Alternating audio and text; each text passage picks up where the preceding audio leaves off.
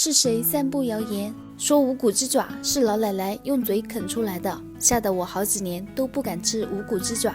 其实做无骨鸡爪哪有那么难，今天我就跟大家分享一个快速给鸡爪去骨的好方法，简单实用，而且去得非常干净。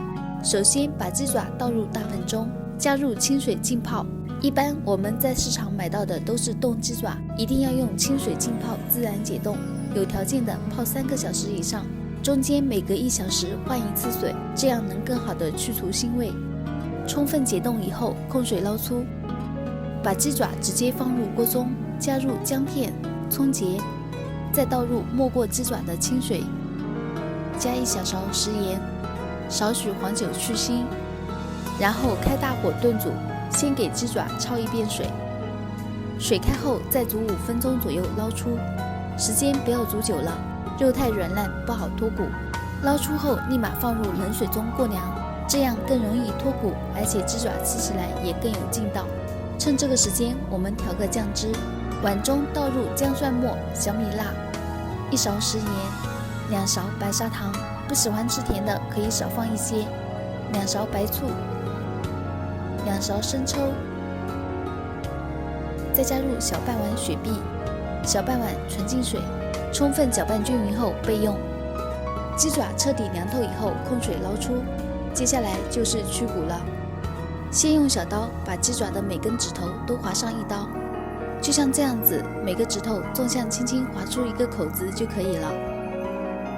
然后找一个尖嘴夹，顺着划开的口子，找到小骨的关节处，夹住小骨，往外轻轻的一提一拉就可以了。这样剔出来的小骨干干净净，没有一点连皮带肉。后面都是用同样的方法依次将小骨剔除。小骨去完以后再去大骨，顺着刚才划开的口子，把肉往两边扒拉，一直往前推，一直推到前面有脆骨的地方，然后用小刀轻轻地插入脆骨，往后面轻轻一掰，这样就能完整的保留脆骨。然后顺势往前翻，把肉一直往前推，一直推到掌中宝处，然后捏住掌中宝，往下翻一个跟斗，这样轻轻松松就把大骨剔出来了，是不是非常简单呢？用这种方法给鸡爪脱骨，不仅简单快速，而且脱得非常干净完整。如果你们还有更好的方法，欢迎评论区分享。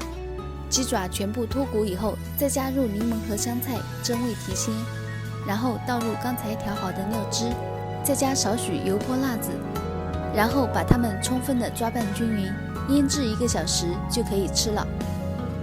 这样做的无骨鸡爪非常入味，口感 Q 弹劲道，酸酸辣辣又带一点甜，令人胃口大开。喜欢的朋友赶紧收藏起来，你也试试吧。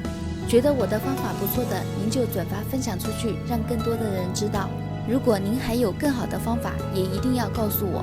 喜欢我的视频，您就点赞、关注、转发哦，谢谢大家。我是爱分享的米奇，我们下个视频见。